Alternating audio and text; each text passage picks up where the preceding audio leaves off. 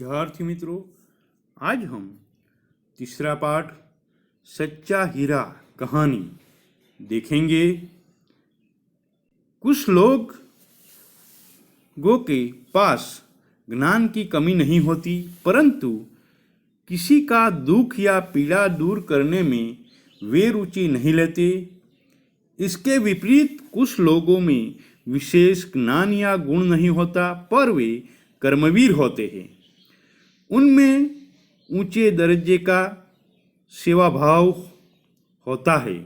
वास्तव में ऐसे सेवा भाव वाले कर्मवीर ही सच्चे हीरे हैं।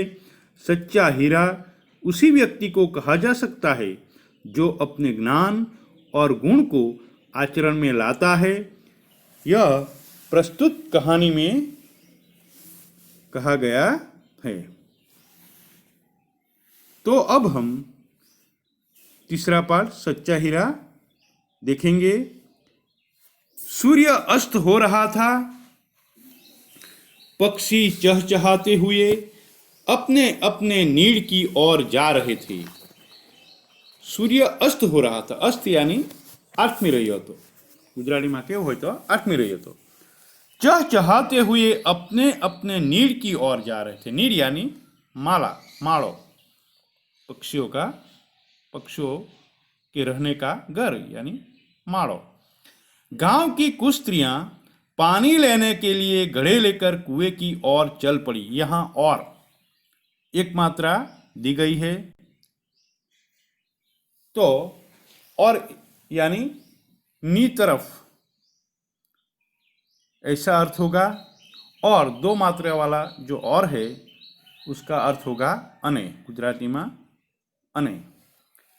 पानी भरकर कुछ स्त्रियां तो अपने घरों को लौट गई, परंतु उनमें से चार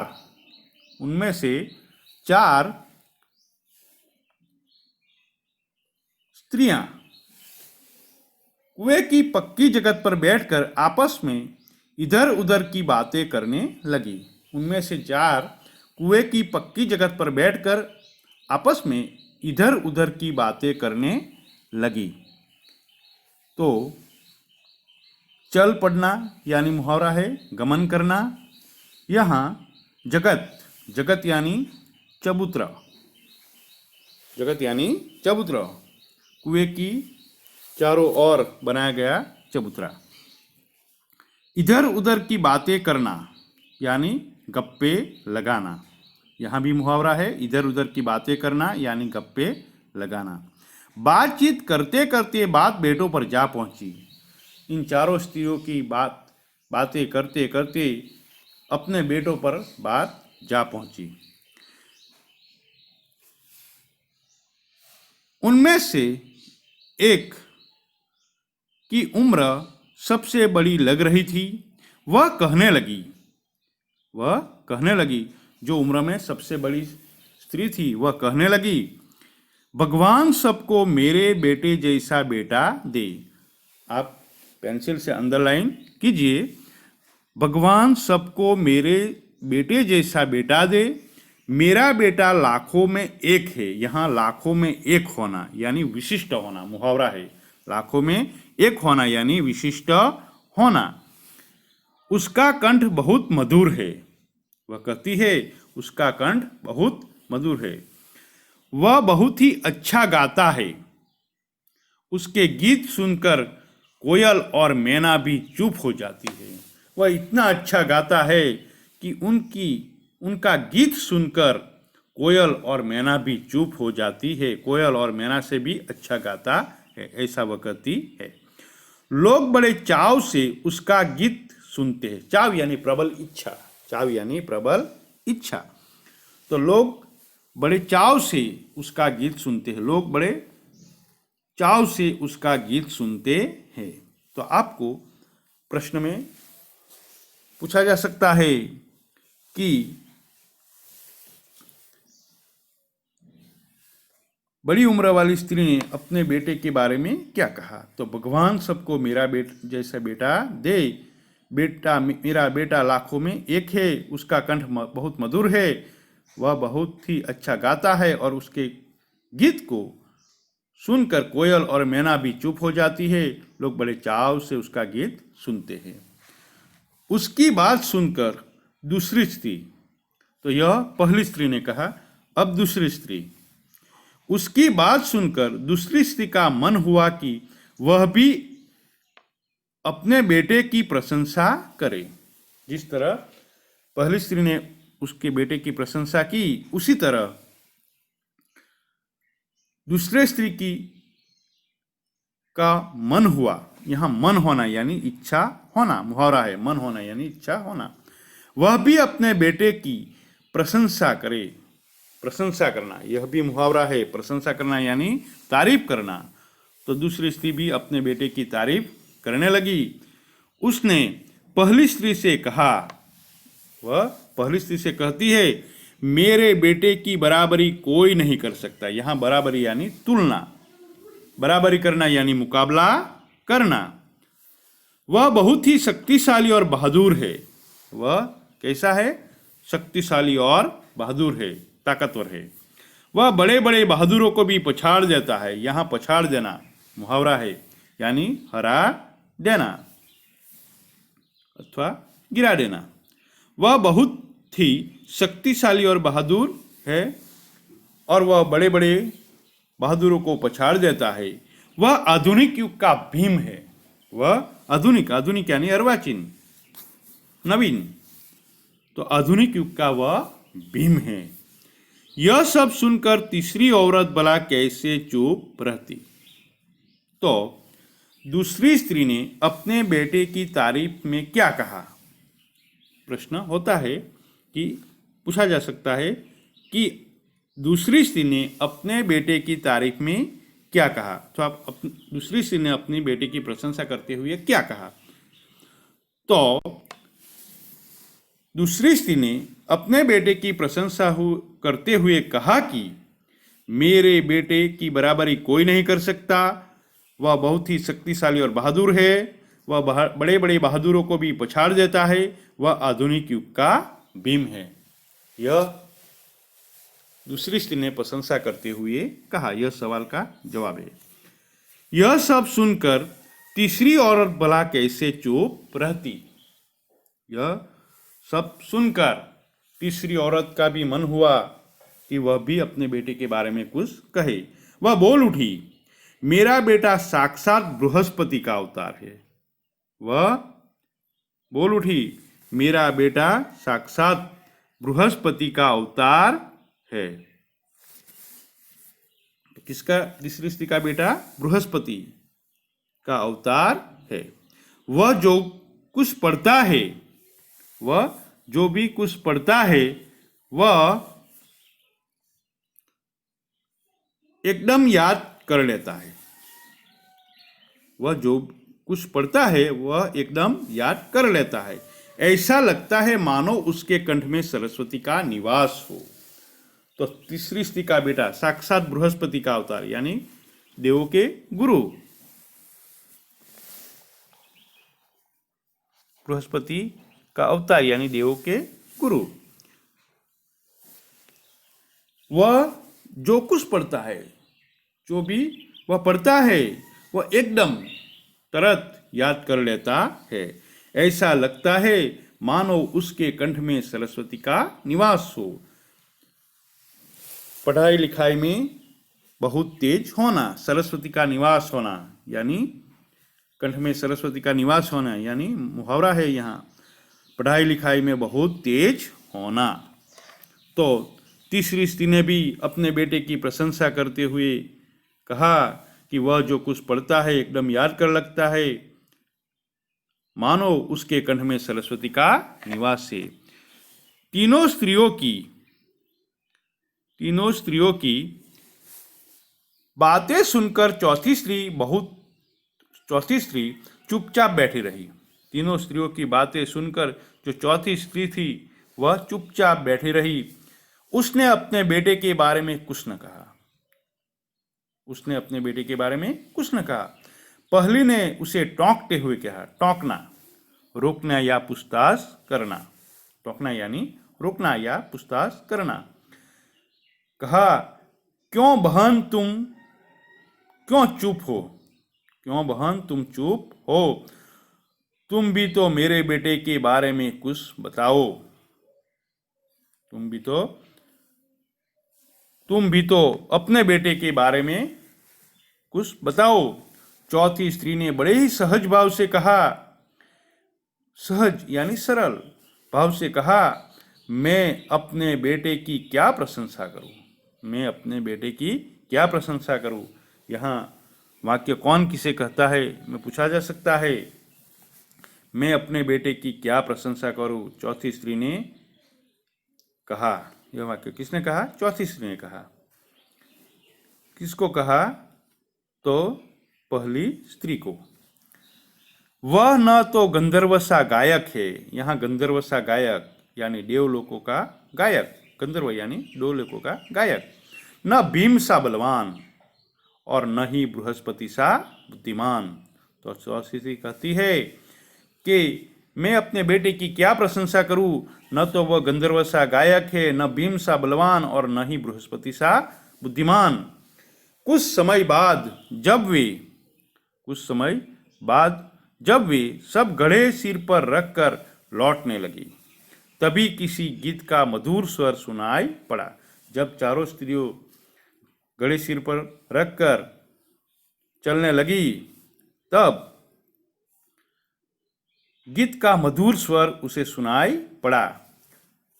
सुनकर पहली स्त्री बोली, सुनो, मेरा हीरा गा रहा है। यहाँ हीरा यानी प्यारा बेटा, नररत्न। तुम लोगों ने सुना उसका कंठ कितना मधुर है।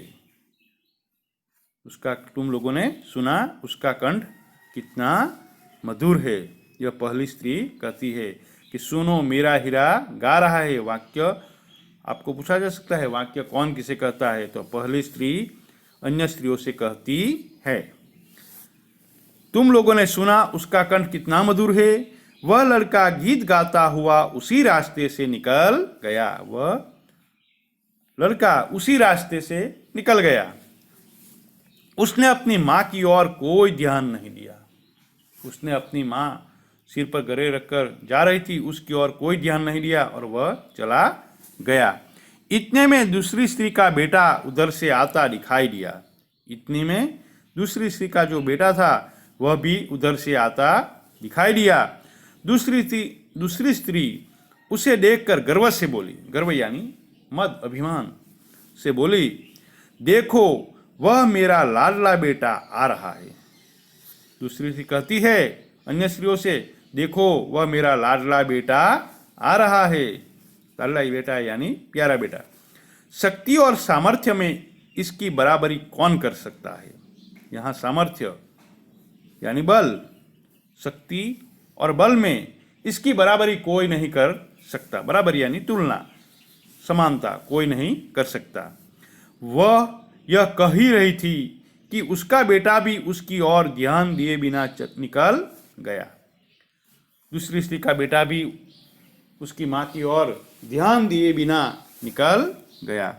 वे कुछ लोग आगे बढ़ी तो एकाएक तीसरी स्त्री का बेटा इधर से उधर से संस्कृत के श्लोकों का पाठ करता हुआ निकला।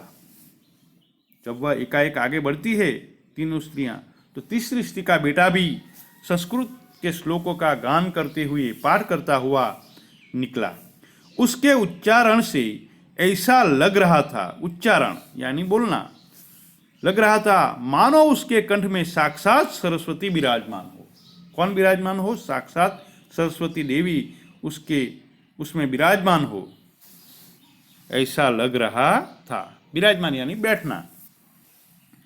तीसरी स्त्री ने गदगद स्वर में कहा, अत्यंत आनंदित होकर कहना। गदगद होकर कहना यानी गदगद स्वर में कहना यानी अत्यंत आनंदित होकर बोलना या कहना। देखो, यही है मेरी गोद का हीरा। अंडरलाइन कीजिए। वाक्य कौन किस कहते हैं पूछा जा सकता है। यही है मेरी गोद का हीरा। इसे कौन बृहस्पति का अवतार नहीं कहेगा? गोद का हीरा यहाँ मुहावरा भी है, यानी प्यारा बेटा। इसे कौन बृहस्पति का अवतार नहीं कहेगा? इसे कौन बृहस्पति का अवतार नहीं कहेगा? परंतु उसका बेटा भी मां की ओर देखे बिना आगे बढ़ गया। उसका बेटा भी, तीसरी स्त्री का बेटा भी उसकी मां की ओर देखे बिना निकल गया और आगे बढ़ गया। वह अभी थोड़ी ही दूर गया था कि चौथी स्त्री का बेटा भी अचानक उधर से आ निकला। चारों स्त्रियां थोड़ी और आगे बढ़ी, तब चौथी स्त्री का जो बेटा था वह भी उधर से आ निकला। वह देखने में बहुत ही सीधा साधा और सरल प्रकृति का लग रहा था। अंडरलाइन कीजिए कि आपको प्रश्न में पूछा जा सकता है कि चौथी स्त्री का बेटा दिखने में कैसा लग रहा था, अथवा चौथी स्त्री का बेटा कैसा लग रहा था। तो वह बहुत ही सीधा साधा और सरल प्रकृति का लग रहा था। उसे देखकर चौथी स्त्री ने कहा, बहन यही है मेरा लाल। जब चौथी स्त्री का बेटा आया तब चौथी स्त्री ने कहा, बहन यही है मेरा लाल। लाल यानी एक कीमती पत्थर। यहाँ प्यारा बेटा के रूप में लाल शब्द लिया गया है। चौथी स्त्री उसके बारे में बता ही रही थी। चौथी स्त्री उसके बारे में बता ही रही थी कि उसका बेटा पास आ पहुंचा। अपनी मां को देखकर वह रुक गया और बोला। चौथी स्त्री का बेटा उसकी मां की पास आ पहुंचा और वह रुक गया और बोला, मां लाओ मैं तुम्हारा गड़ा पहुंचा दूं। अंडरलाइन कीजिए, मां लाओ मैं तुम्हारा गड़ा पहुंचा दूं। वाक्य कौन किसे कहता है में पूछा जा सकता है। मना करने पर भी उसने मां के सिर से पानी से भरा घड़ा उतार कर अपने सिर पर रखा और घर की ओर चल पड़ा। उसकी मां ने उसे मना किया, फिर भी वह न माना और सिर पर से पानी का घड़ा, अपनी मां के सिर पर से पानी का घड़ा उतार कर अपने सिर पर रखा और घर की ओर चल पड़ा, घर की तरफ चल पड़ा। तीनों औरतें बड़े ही आश्चर्य से चौथी स्त्री के बेटे को देखती रही। चारों स्त्रियों में से तीन स्त्रियों, पहली तीन स्त्रियां थी, वह बड़े ही आश्चर्य से चौथी स्त्री के बेटे को देखती रही। एक वृद्ध महिला जो बहुत देर से उन औरतों के पीछे चलती हुई उनकी बातें सुन रही थी।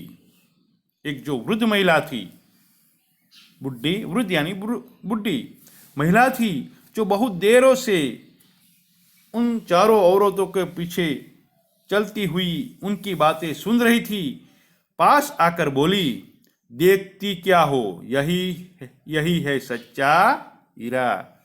आप देखती क्या हो, यही है सच्चा हीरा। सच्चा हीरा होना यानी अच्छा आदमी होना। मुहावरा है, सच्चा हीरा होना यानी अच्छा आदमी होना। तो यहाँ शब्दार्थ दिए गए हैं। हीरा यानी नरत्न, बहुत ही अच्छा आदमी। शब्द समूह के लिए एक शब्द में भी पूछा जा सकता है, बहुत ही अच्छा आदमी यानी हीरा। चहचहाना, चहकना, चकारना, नीड, घोंसला, कंठ, गला, आवाज, स्वर, शब्द, चाव, प्रबल इच्छा, लगन। प्रशंसा, तारीफ, गुण, बराबरी, तुलना, समानता, क्षमता, सामर्थ्य, बल, योग्यता। पछाड़ना, हराना, पटकना या गिराना। आधुनिक यानी अर्वाचीन, नवीन। बृहस्पति देवों के गुरु, साक्षात, सामने, सम्मुख, प्रत्यक्ष, मूर्तिमान। निवास, घर, रहने का स्थान। टोकना, रोकना या पूछताछ करना। मधुर, मीठा। गर्व यानी अभिमान, प्रकृति, स्वभाव। तो इन शब्दों को आपको नोटबुक में लिखना है। उसमें से जो शब्द समूह में आते हैं उसे शब्द समूह के रूप में भी लिखना है। मुहावरा है, इधर उधर की बातें करना, लाखों में एक होना, पछाड़ देना, बराबरी करना, सच्चा हीरा होना। इतना मुहावरा यहाँ दिया गया है। और जो पुस्तक में इस दिए गए हैं वह भी मुहावरे को आपको लिखना होगा। अब अभ्यास के प्रश्न हैं। पहला प्रश्न है निम्नलिखित प्रश्नों के मौखिक उत्तर लिखिए। उसमें पहला प्रश्न, चौथी स्त्री का बेटा सचमुच हीरा था, क्यों? तो चौथी स्त्री का बेटा बहुत ही सीधा साधा सरल स्वभाव का था। सिर पर पानी से भरा घड़ा उठाए ला रही माँ को उसने अनदेखा नहीं किया। वह माँ के पास गया और घड़े को उसके सिर से उतारकर अपने सिर पर रख लिया। घड़ा लेकर वह घर की तरफ चल पड़ा। इस तरह अपनी माँ के प्रति सच्चा सेवा भाव दिखाकर उसने खुद को सच्चा हीरा साबित किया। यहाँ दूसरा प्रश्न है, अपने घर में आप माता पिता को कौन कौन से काम में मदद करते हैं, यह आपको लिखना है। तीसरा सवाल है, आदमी सच्चा हीरा कैसे बन सकता है? तो उसका जवाब होगा या उत्तर, आदमी में ज्ञान गुण होना अच्छी बात है। उसका वीर होना या प्रशंसनीय है, लेकिन यदि उसका ज्ञान आचरण में नहीं उतारता तो वह निर्थक है यानी व्यर्थ है। कोरा ज्ञान किसी के उपयोग में नहीं आता। अपने ज्ञान और गुण को कर्म में उतार कर ही उन्हें सफल बनाया जा सकता है। इस प्रकार कर्म करके, बड़ों की सेवा और जरूरतमंदों की मदद करके आदमी सच्चा हीरा बन सकता है। इन तीनों प्रश्नों को आपको नोटबुक में लिखना है। प्रश्न नंबर 2 आपको नहीं लिखना है। प्रश्न नंबर 3, कहानी की चर्चा करके छात्रों को लेखन करवाइए। ये कहानी आपको नोटबुक में लिखनी है। अब स्वाध्याय के जो प्रश्न हैं, प्रश्न नंबर 1, निम्नलिखित प्रश्नों के उत्तर लिखिए। इन चारों प्रश्नों को आपको नोटबुक में लिखना है, जो पुस्तक में से आपको जवाब मिल जाएगा। प्रश्न नंबर 2, निम्नलिखित उक्ति कौन किसे कहता है, लिखिए।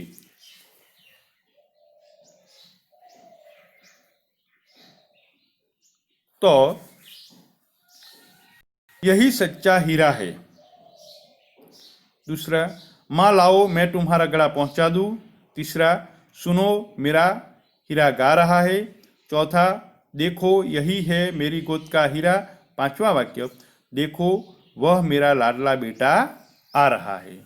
स्वाध्याय के 4 प्रश्न और प्रश्न नंबर 2, निम्नलिखित उक्ति कौन किसे कहता है, वह सभी को आपको नोटबुक में लिखना है। तो पहला वाक्य हम देखेंगे, यही सच्चा हीरा है, एक वृद्ध चारों स्त्रियों से कहती है। दूसरा वाक्य, माँ लाओ मैं तुम्हारा गला पहुंचा दूं, चौथी स्त्री का बेटा माँ से कहता है। तीसरा, सुनो मेरा हीरा गा रहा है, पहली स्त्री अन्य स्त्रियों से कहती है। चौथा, देखो यही है मेरी गोद का हीरा, तीसरी स्त्री अन्य स्त्रियों से कहती है। पांचवा वाक्य, देखो वह मेरा लाडला बेटा आ रहा है, दूसरी स्त्री अन्य स्त्रियों से कहती है। तो इन सभी प्रश्नों के उत्तर आपको नोटबुक में लिखने हैं। जो भी मैंने आपको लिखने के लिए कहा है वह आपको नोटबुक में लिखना होगा। अब जो भाषा सच्चा है वह बाद में लिखेंगे। जय हिंद, जय भारत।